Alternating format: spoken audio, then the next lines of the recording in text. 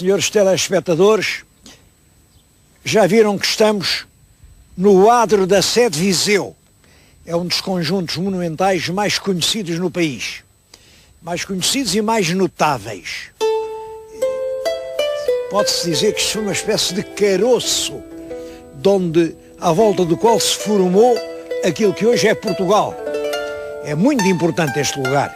Havia aqui um castro neolítico, depois foi celtibérico, depois os romanos destruíram isto tudo e foram lá para baixo fazer aquele acampamento, aquele octógono de terra batida a que chamam Cava de Viriato. Isto ficou deserto. Depois vieram os visigodos e fizeram aqui uma grande igreja, uma catedral, e há uma diocese de Viseu, já desde o século VI, imagina, portanto, dos anos 500, já há diocese de Viseu, há bispo de Viseu, e Viseu, na história da igreja em Portugal, tem tido sempre um papel extremamente importante, e tudo isso se pode contar aqui na cidade de Viseu. Tem muito para ver. Até me impressiona hoje, nas escolas continua a dizer-se cidades portuguesas, Lisboa, Porto e Coimbra. Isso já não é verdade, isso já não é verdade. Há outras grandes regiões. Hoje, depois de Lisboa e Porto, esta região de Viseu, Aveiro, esta região é o terceiro polo da atividade industrial do país. É uma lição. Aqui trabalha-se. Aqui ainda há milhares de empresários. Há pessoas que não emigram, que se agarram ao trabalho. Isto está a progredir. É uma lição para todas as cidades portuguesas. Bom, mas eu não venho cá para falar nisso. Venho cá realmente, vou-lhe dizer a verdade. O Museu Grão Vasco esteve fechado durante 3 anos para modernização. E eu não o tinha visto. Depois que abriu, eu acho que justifica-se, é um dos maiores museus portugueses, este museu de Viseu, e portanto vamos visitar o museu e falar em especial de Grão Vasco. Grão Vasco, isto quer dizer o Grande Vasco. O Grande Vasco. Era um Vasco Fernandes, um pintor da primeira metade do século XVI. Um pintor que pintou durante os reinados de Dom Manuel e Dom João III.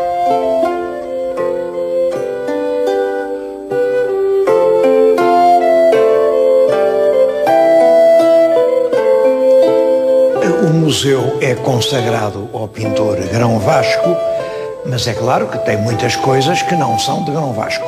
Reúnem-se aqui os tesouros artísticos de toda esta vasta região de Viseu. Em todo caso, embora o museu tenha muito boa escultura, muito boa cerâmica, algum bom mobiliário, julgo que a pintura é o essencial do museu. E para falar de pintura em Portugal, vou começar por lhes mostrar este quadro. Isto é do século XIV, portanto, 1300 e tantos, século XIV. Não é uma obra-prima, longe disso. Este quadro até, de certo modo, é uma tota, porque isto eram 2 tábuas, ainda se vê aqui ao meio o sinal. Portanto, representa o anjo que veio anunciar a Maria que ela vai ser mãe e a Maria que está a receber o anúncio. É evidentemente um quadro de segundo plano. Apesar disso, é o único quadro que neste museu existe do século XIV e não foi pintado em Portugal, foi pintado em Itália. Pode-se dizer, não chegou até hoje um quadro do século XIV. Chegaram uns frescos, isso sim, frescos a igrejas, mas frescos depois foram recobertos, mas tudo pintura menor, sem que não tem importância nenhuma para a história da pintura. Século XIV. E XV? Bom, XV, eu sei de um grande pintor, realmente, mas que andou lá para fora, foi lá para fora, que era o Álvaro Pires de Évora, um pintor que emigrou e que em Itália pintou algumas coisas e assinou sempre com o seu nome Álvaro Pires de Évora, por isso é que sabemos que era português. Também não é um grande pintor, mas é um pintor já interessante. Aqui dentro de Portugal, o que é que a gente tem no século XV?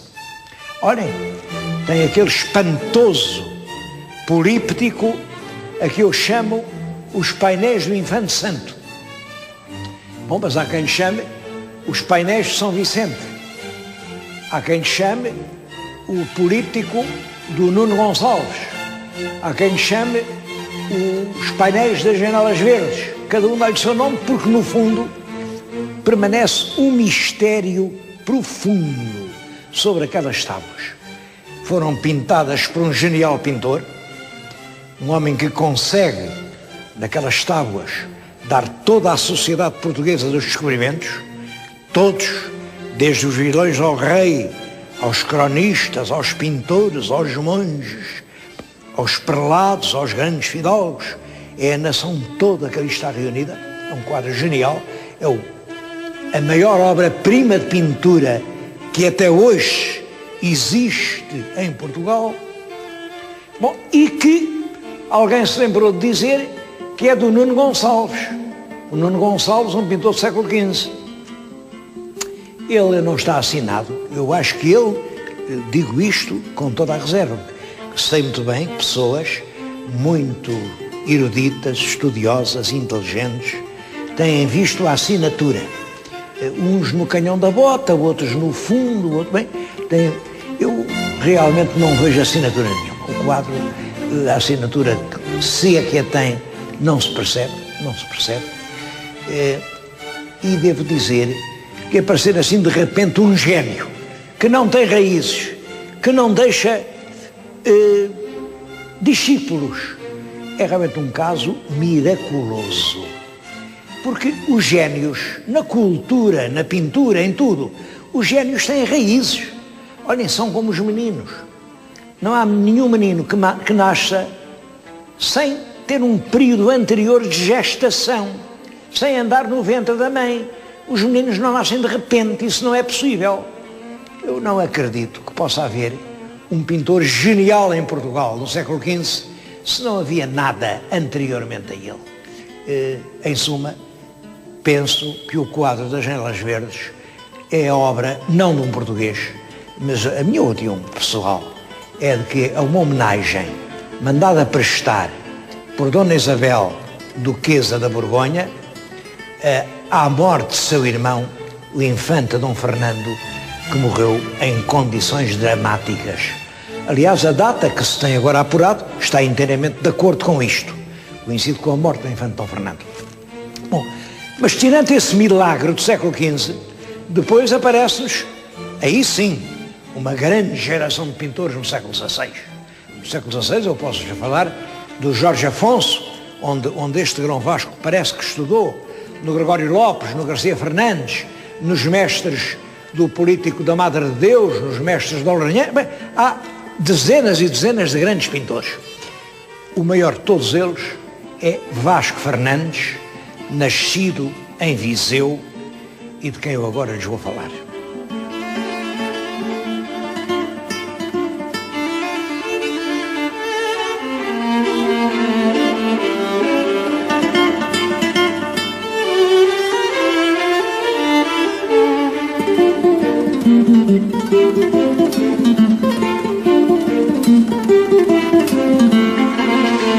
Não temos maneira nenhuma de saber em que ano nasceu o pintor.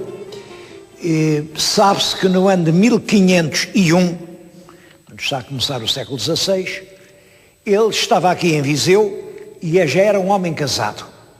Bom, também se sabe que em 1541-42 ele faz os seus últimos trabalhos. Bom, isto permite, quer dizer, desde 1501 a 41 vão 40 anos. Os homens nessa altura não tinham vidas muito longas, portanto isto permite pensar que ele terá nascido ali por volta de 1475, ou 76, ou 77, enfim, mas é por esses anos, no último quartel do século XV, que ele nasce. É no século XVI, 1501, que já ele vem registado e então começa a pintar. Estou-lhes a falar nisto diante da mais famosa das suas composições, o São Pedro. São Pedro que ele pintou para a Catedral de Viseu em 1535. É realmente um quadro importante. Claro, agora vamos dizer, é uma obra gênia, assim, uma daquelas coisas. Não, claro que não é. Isto é uma pintura regional. Isto dá a medida dos valores portugueses na pintura. É preciso não ter ilusões. Nunca ninguém veio para Portugal estudar pintura. Os portugueses, sim. Esses é que iam para a Itália, iam para a Flandres, iam para a França, iam para a Espanha aprender a pintar. Aqui nós tivemos sempre uma pintura de segundo plano. Os nossos grandes mestres, como o Grão Vasco, são considerados pintores quase anónimos, por exemplo, na Itália. Em Florença, um pintor deste nível nem seria conhecido. Isto resulta realmente de que somos, enfim, uma cultura marginal, uma pintura periférica. Portugal está longe dos grandes centros nervosos do pensamento e da cultura europeia. Contra isso não podemos fazer nada. Nós não somos o centro da Europa, é preciso perceber isso. E é por isso que não nos podemos descuidar nem desmazelar. Temos que fazer muito pela cultura em Portugal, porque senão isto realmente desliza até se afundar num pântano. Aqui estamos diante do que talvez seja o maior pintor português do século XVI. E estou precisamente diante daquela que é, com razão, considerada a mais notável das suas pinturas. O São Pedro é majestoso, São Pedro, o primeiro Papa, e é isso que quer representar, está num trono, já plena arquitetura do Renascimento, tem a chave do céu, porque é ele quem tem as chaves do céu, assente num livro que é a escritura da Igreja, portanto, a entrada no céu passa pelos Evangelhos. Quem não acreditar no Evangelho não pode entrar no céu. E o rosto, reparem no rosto dele. O rosto não é um rosto seráfico, não é um rosto assim, não. Por exemplo, os Santo Antónios são sempre pintados como uns meninos bonitos, não. Isto é o rosto de um rude camponês aqui da Beira Alta. Não tenho dúvida nenhuma, quem serviu de modelo àquele rosto, ou seria ele próprio, o que não me custa acreditar, porque os olhos têm uma certa sugestão de autorretrato, são olhos de quem está a olhar para um espelho, portanto, ele pode ser pintado a si próprio, mas o quadro, nestes 500 anos que já tem, passou por tanta repintura, tanto restauro, tanto maltrato que a gente não pode fazer fé em nada. É possível que o Grão Vasco fosse assim, é possível. De qualquer maneira, ele representa um Papa com a tiara e com os dedos a abençoar. Bom, o que é notável aqui é a composição. Aqui o mais importante são estes trapos brancos da alva que o veste, que é a veste interior e que no fundo está por debaixo de todo aquele luxo de sumo pontífice. No fundo quer dizer que todos os homens são iguais. Bom, os fundos é de um lado São Pedro quando era um simples pescador. Ele andava naquele barco, pensava apenas em pescar no mar da Galileia, para fazer a pesca para matar a fome daquela gente, quando Cristo da outra margem o chama e lhe diz: vem ser o pescador das almas. O outro fundo representa a cidade. Estas cidades do Grão Vasco são sempre simbólicas, uma cidade com torres. A torre é o poder do Senhor, é a autoridade. Bom, mas à sombra da cidade vêem-se duas figuras. Uma está de pé, outra de joelhos. Parece que São Pedro ia a sair de Roma com medo que o matassem, porque em Roma matavam os cristãos todos, E aí de repente aparece-lhe quem? Aparece-lhe Cristo. Cristo que já tinha morrido no Calvário. E diz-lhe: Pedro, Pedro, onde vais? É o quo vadis, em latim. Quo vadis quer dizer onde vais. E Pedro regressou a Roma, ao seu posto, e foi morto, foi crucificado, como sabem, no lugar onde hoje, em Roma, está a Basílica de São Pedro, que é, enfim, o ponto essencial da Igreja Católica.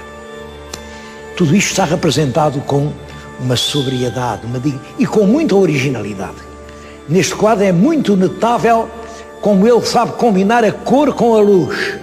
Reparem, atrás do São Pedro, a luz rasante passa por sobre o fundo do trono.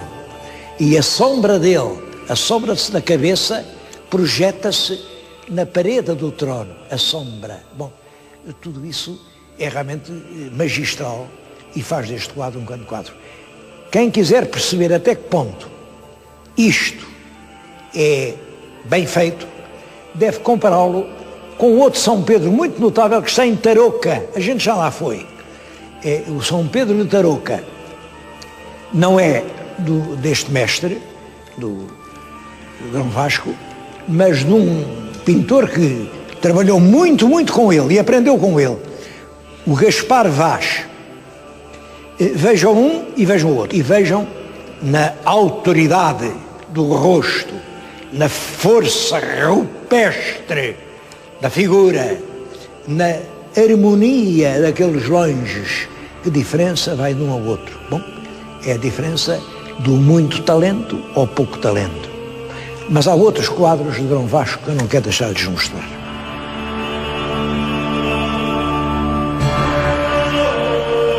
Um dos grandes quadros é esta crucificação. Foi pintado também para a Catedral de Viseu. É um quadro emocionante. Vê-se 3 crucifixos. De um lado, o bom ladrão, agoniza em paz. Ao centro, Cristo, que morre em glória. E, do outro lado, o mau ladrão, que se contorce de dor, porque nem na morte encontra a paz. Mas é nas figuras que compõem o quadro que está o gênio, realmente. Aqui, as santas mulheres. As santas mulheres que morrem de dor, mas do outro lado, embaixo, ao pé da cruz, estão os fariseus. Os fariseus que maquinam a morte daquele homem que andava a dizer coisas. Maquinam, bom. E na outra ponta, vêem-se ali os algozes. Um deles, o que está de verde, até está de costas. Os algozes não tiveram culpa nenhuma, eles nem perceberam o que fizeram. 3 grupos. Os verdadeiros culpados são os fariseus, as mulheres sofrem a dor profunda da morte do homem a quem amavam, os executores do crime não perceberam que foi um crime. E o verdadeiro culpado, esse está lá. Vem o Judas enforcado, está o Judas já pendente da árvore em que se enforcou, com um diabo que lhe leva a alma, não sei para onde. Embaixo tem estas tabuinhas, são as predelas. Eu acho esta central uma coisa extraordinária. Isto nos princípios do século XVI é espantoso, é simbólico. Um homem segura-se ainda ao degrau da escada com um braço, com outro braço ampara o cadáver ainda quente de Jesus Cristo, enquanto numa das pontas do quadro está a cidade insensível ao drama, a cidade que não sentiu nada. Do outro lado estão as santas mulheres, tendo profundo uma paisagem deserta, uma paisagem que chora. Esta predela é para mim uma das coisas mais belas que o Dom Vasco pintou.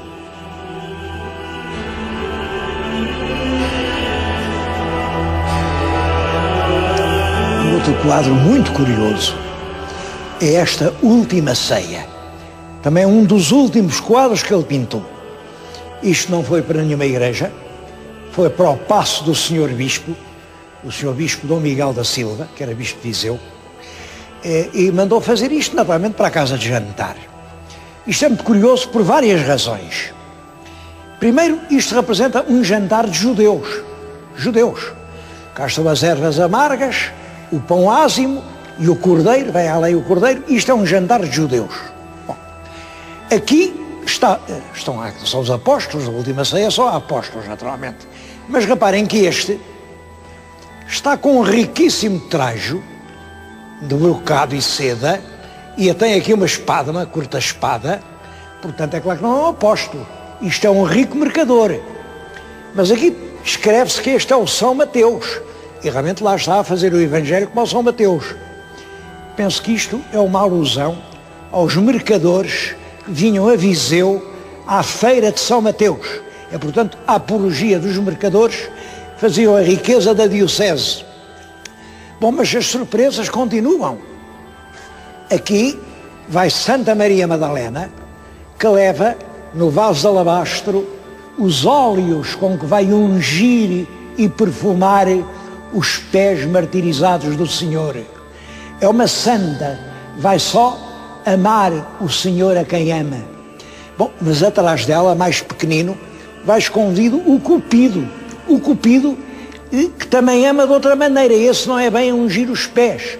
Bem, mas é tão difícil distinguir estas coisas.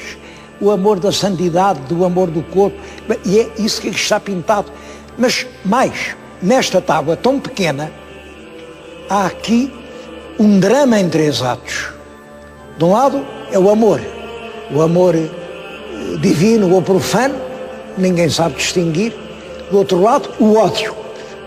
Já lá vêm os soldados que vêm prender o Senhor e que o vão sacrificar, flagelar, chicotear. Lá vêm os soldados. E aqui é o culpado de tudo, é a cara dele, culpado de tudo. Segura na mão a bolsa com os 30 dinheiros, já tem o pé na escada, vai a fugir. Bom, é um drama realmente em 3 atos. Esta espantosa capacidade de juntar planos da vida que se completam e se desmentem entre si, isso é uma das grandes características do Grão Vasco.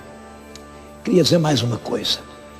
Aqui há uma evidente influência judaica. Ora bem, Dom Miguel da Silva foi um bispo que protegeu os judeus. E a razão, uma das razões, ocorre-me a mim, eu não sei, isto pode ser tolice, mas penso isto, para essa espantosa geração de pintores que marca a primeira metade do século XVI, tem a ver realmente com a adesão de muitos judeus ao cristianismo e com a construção de grandes igrejas, como por exemplo a de Freixo Espada-Cinta, um enorme tríptico, olhem, pintores desta escola, como a de Moncorvo. Essas igrejas, toda a gente encomendava quadros para mostrar que tinha uma fé enorme, que acreditava em tudo aquilo. Bom, e com muitos clientes há muitos pintores. Creio que esse fenómeno de conversão em massa de ricos mercadores ao cristianismo tem a ver com o aparecimento da rica geração de pintores do século XVI.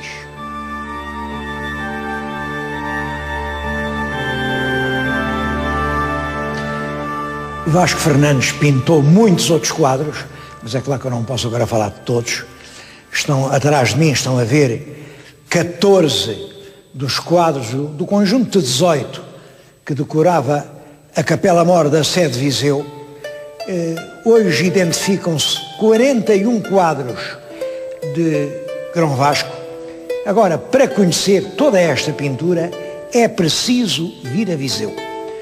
Este museu vale bem uma visita. Eu devo dizer que a entrada não é muito cara, são 3 euros, mas quem for estudante, ou quem for professor, ou quem for pessoa de idade, é só 1,5 euro. Portanto, não é isso que se justifica caro, se não venha. Tem um catálogo guia, que é um modelo, porque explica quadro a quadro o que lá está, o que quer dizer. Por exemplo, olha, está ali atrás de mim, dizem que este é o primeiro índio do Brasil, mas eu tenho as minhas dúvidas. O índio não é assim. Agora, é o primeiro retrato europeu depois da primeira ida dos portugueses ao Brasil. Mas vale a pena vir aqui. eu formulo os meus votos para que, em breve, os meus queridos telespectadores conheçam melhor este Vasco Fernandes, este grão Vasco, melhor do que eu nestes poucos minutos lhe pude explicar.